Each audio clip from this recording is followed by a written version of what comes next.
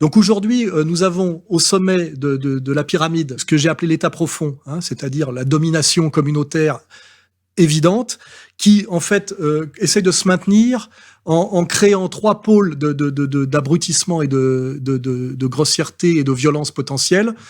Le maghrébin terroriste islamique, le noir racaille parasite et le blanc facho flic. Hein, voilà.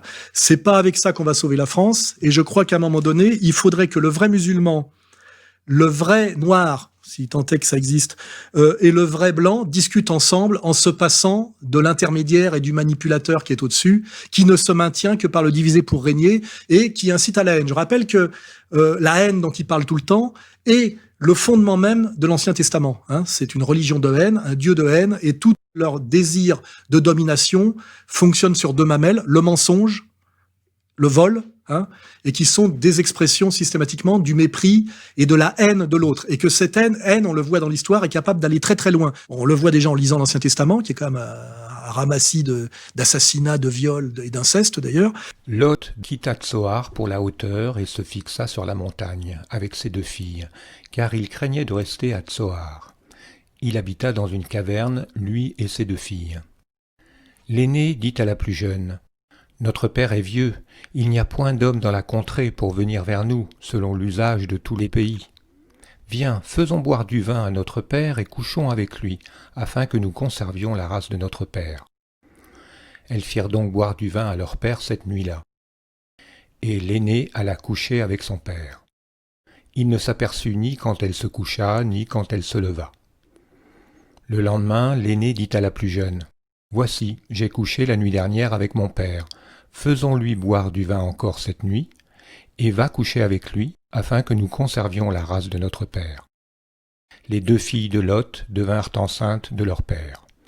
Genèse, chapitre 19. Et je le répète pour les gens qui me traitent de martionniste, l'Ancien Testament est le fumier sur lequel a fleuri la fleur du Christ. Hein, voilà. Hein, quand je dis ça, je crois que j'ai tout dit. Les cathotrades peuvent fermer leur gueule. Voilà.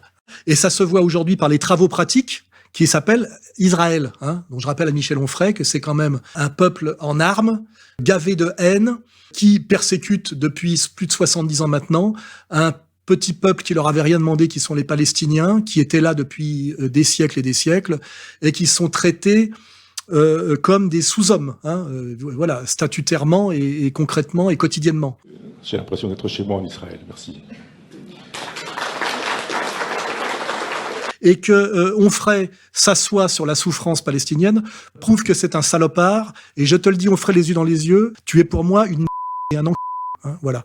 Hein, un philosophe de troisième zone, tu n'es pas philosophe, tu es prof de lycée de philosophie, il n'y a pas de pensée philosophique dans ta pensée, c'est un collage de libertarisme et d'un seul coup d'identitarisme avec la question sociale qui vient là comme un cheveu sur la soupe. Il n'y a pas chez Onfray de pensée, c'est pas ça une pensée cohérente et structurée. À la limite, il y en a beaucoup plus chez Zemmour. Et pour moi, Onfray a rejoint le camp des salopards. Alors je ne sais pas ce qu'on lui a promis pour ça et ce qu'il espère et ce qu'il vise, mais lui aussi aura un jour à rendre des comptes aux vrais souverainistes. Hein. Je le dis en regardant bien la caméra. Hein.